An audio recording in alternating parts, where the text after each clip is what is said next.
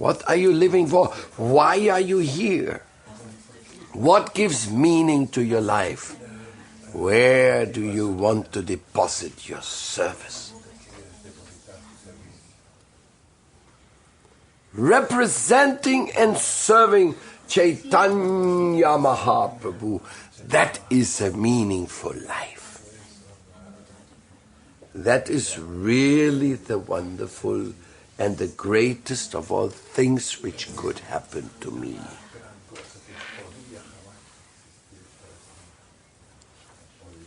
I want to serve Chaitanya Mahaprabhu because his message is love. Love for all.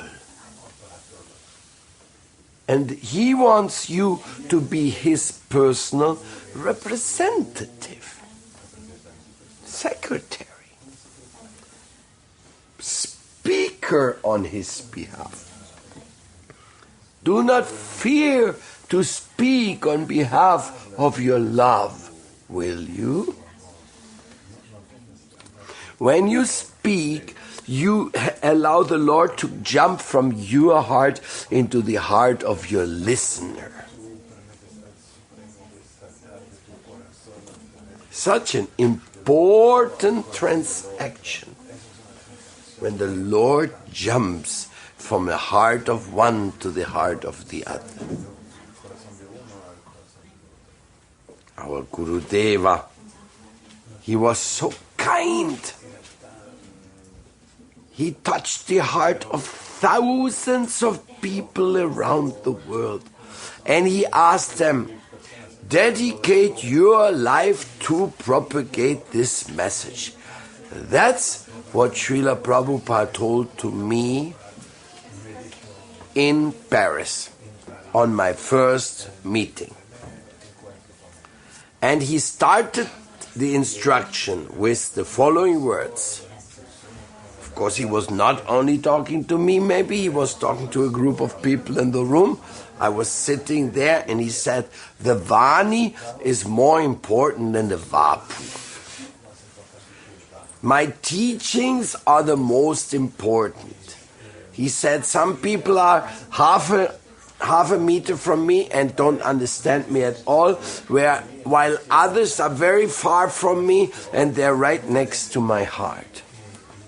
Therefore, I order you, dedicate your life to take this message to others in the world. Now, just when I was bowing down to Prabhupada, I was sitting down, in my mind, I was very envious. I was envious of the servants and cooks who traveled with Prabhupada. And I thought, I also want to do that. I also want to be with my Guru personally. And then the first thing Prabhupada says, the Vani is more important than the Vapu. And it was like he was talking to me personally and private. Oh. So then he inspired me, you go back to your city and preach. I was in Berlin at that time. We went to meet Prabhupada in France from the Berlin temple. It was a very nice trip.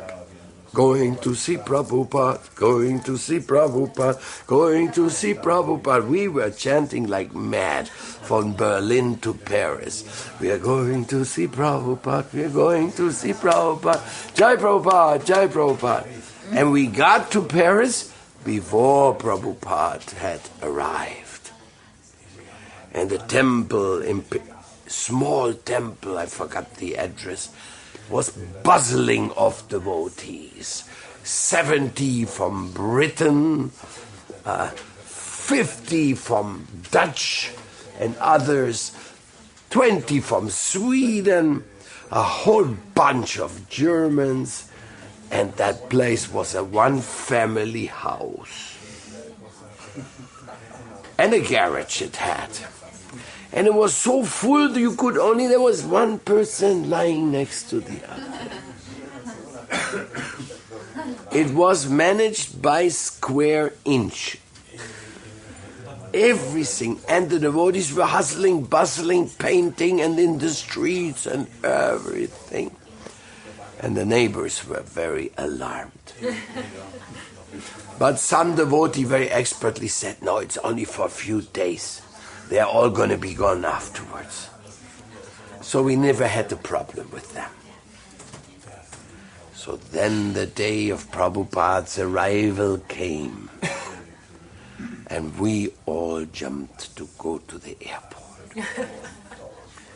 And in the arrival hall, with a minimum of 150 devotees or more, the kirtan started boiling. It was such a kirtan that jumping, and looking anxiously at that door from where Prabhupada was going to emanate. One moment just he opened the door and he heard this tumultuous kirtan.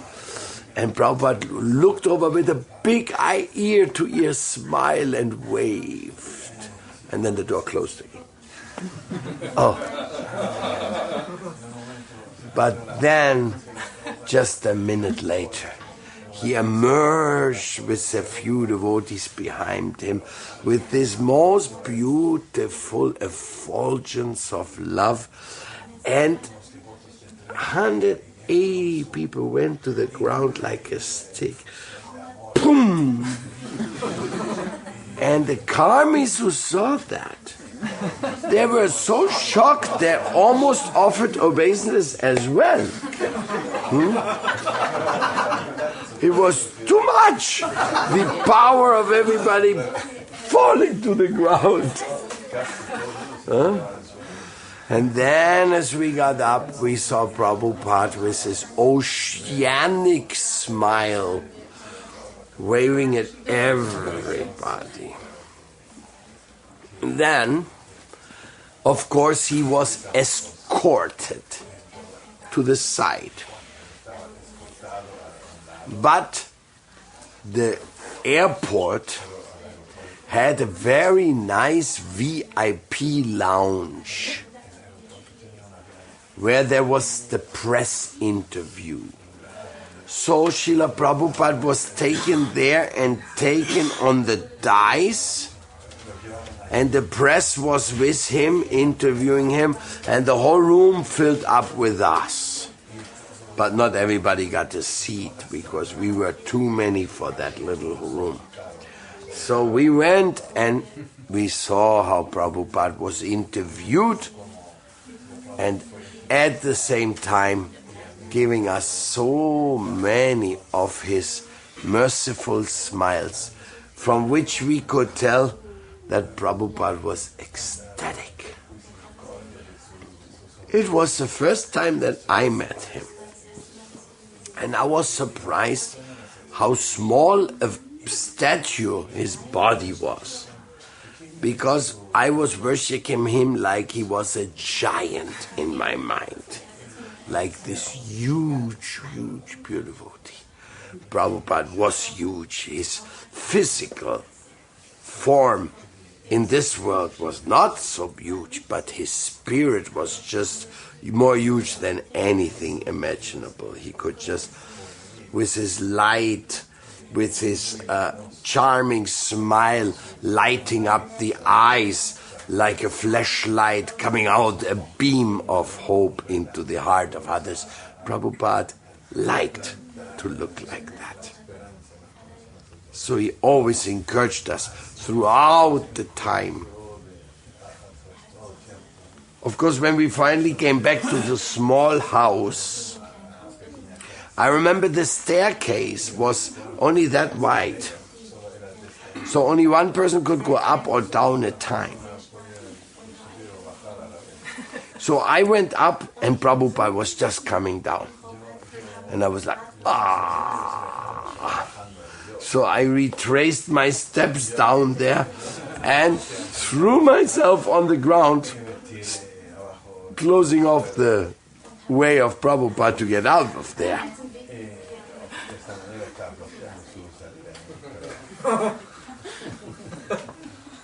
Anyhow, I was very enthusiastically offering my obeisances.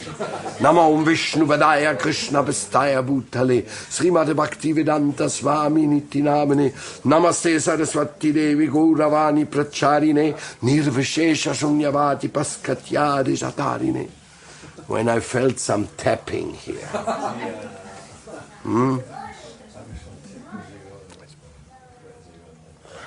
Because when I went down to the ground, I didn't realize I was blocking the road. So, after the tapping, I went up a little bit and saw these feet of Prabhupada standing right there. And I realized I was standing in his way. So then, I quickly tried to disappear. To give the way. But other devotees told me that Prabhupada had been smiling when he saw this young guy blocking his way and going Namo Vishnu Vadaya Krishna Vastaya Bhutale. So, well, it was not nice to block somebody's way, no? Anyhow, these days in Paris were 10 days, unforgettable days. Prabhupada was teaching in l'École d'Architecture.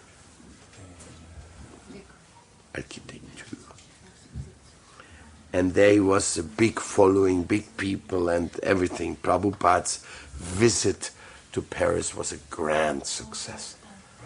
But this temple was so packed you cannot believe. Hardly you could move a flower from one place to the other. Everywhere there were devotees. Hare Krishna, Krishna Krishna, Hare Hare, Hare Rama, Hare Rama, Rama, Hare. Everybody madly waiting for a glance of Prabhupada. So this is my spiritual master who I adore, who I'm so grateful of having met there, and even more grateful that he accepted that I should be a preacher. And he told me that to tell everybody else. So if you like to hear it, I'll tell you. Preach. Give Krishna Upadesh. Speak about Gita, speak about the books. If you don't know what to say, just keep reading. And you will see so many beautiful moments and so many beautiful ideas will come to you. And when people listen to you and they feel that Krishna is coming from your heart, they become very grateful and attached. Very eager to learn more and to participate in more and more of all the plan, the divine plan.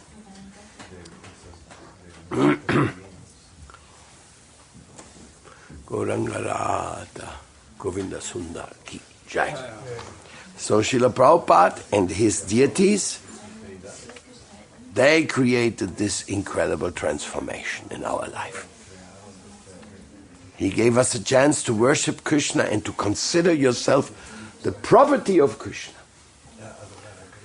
That is the right attitude of a real devotee. He considers himself the property of Krishna.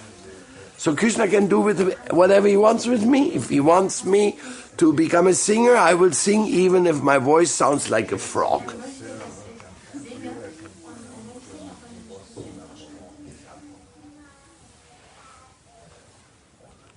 Dr. Stilson Judah, when he first visited the devotees, he said, I was so surprised. I went there and I met people in the press, and they never worked in the press before. They didn't know anything. And I saw everybody was hustling, bustling, and really, really like working hard, very enthusiastically. I couldn't understand it until I met Srila Prabhupada. Then I could understand him. He just made people run and race and place their service at Krishna's lotus feet. He was the one who made this possible, who had this incredible, vast plan for the upliftment of all souls. That's why we serve Prabhupada. That's why we like him. Because he came to serve the needs of all of humanity. And of the animals as well. He was so kind that he wanted even the Muslim people, the Muslim countries, even those he wanted to bring to Krishna consciousness. And partially he did accomplish that. Some Muslim disciples of Srila Prabhupada, like Ravanari and others, they actually started taking the message of Srila Prabhupada to Turkey, Beirut, to Egypt, and to other places, even Lebanon, even Palestine. So there was preaching going on in those days of Srila Prabhupada. Even one of his devotees he sent to Tehran, and another one to Saudi Arabia, Dayananda, where preaching was prohibited at death penalty threat. Prabhupada was so merciful, so lovingly ready for the benefit to help others. I'm really proud of my spiritual master, because compared to him,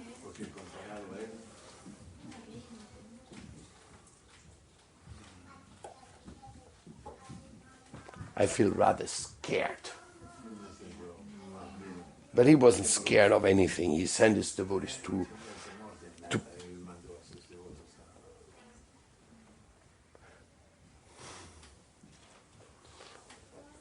Bangladesh, to Pakistan, to Russia. One French girl married Ananta Shanti to have a connection between the first devotee from Russia. So, and he asked Ananta Shanti to preach in Russia, and Ananta Shanti ignited the Russian Hare Krishna revolution. Prabhupada was so bold. He would never say, oh, we don't go there, it's too dangerous. No way. That wasn't Srila Prabhupada. Imagine.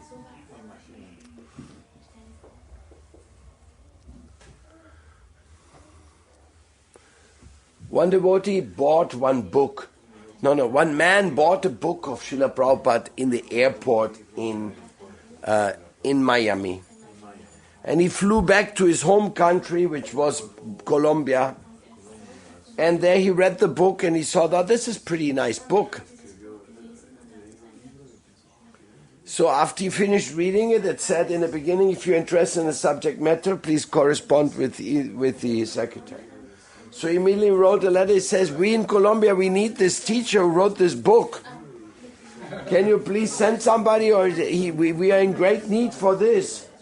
So this letter got to Prabhupada, and Prabhupada said, immediately send somebody to Colombia. Not a second thought he had. And as Prabhupada ordered, that for us was command. So, that's what happened.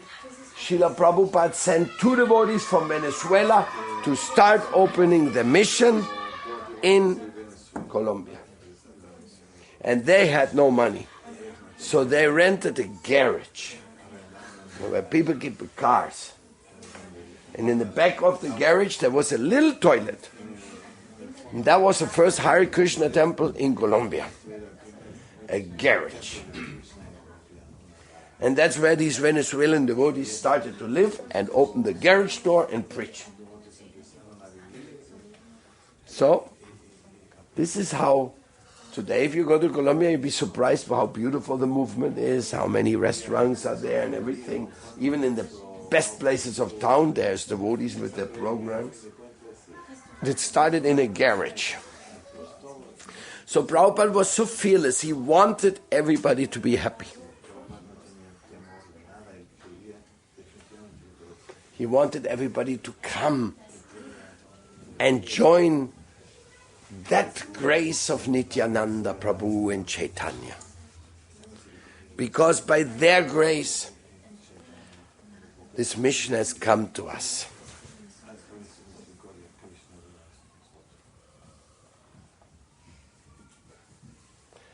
The mercy of Lord Nityananda and Lord Gauranga includes you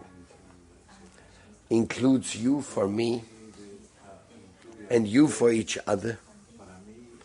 The mercy of Lord Nityananda, Lord Chaitanya includes the deities, includes the Mahaprasadam you eat, includes all the books, because Lord Balaram, Lord Nityananda is the first spiritual master, and he has ignited and inspired this movement. He's always present in the divine Leela of the Lord, and he has come to us to invite us to participate in the plan of Krishna, in his plan of love.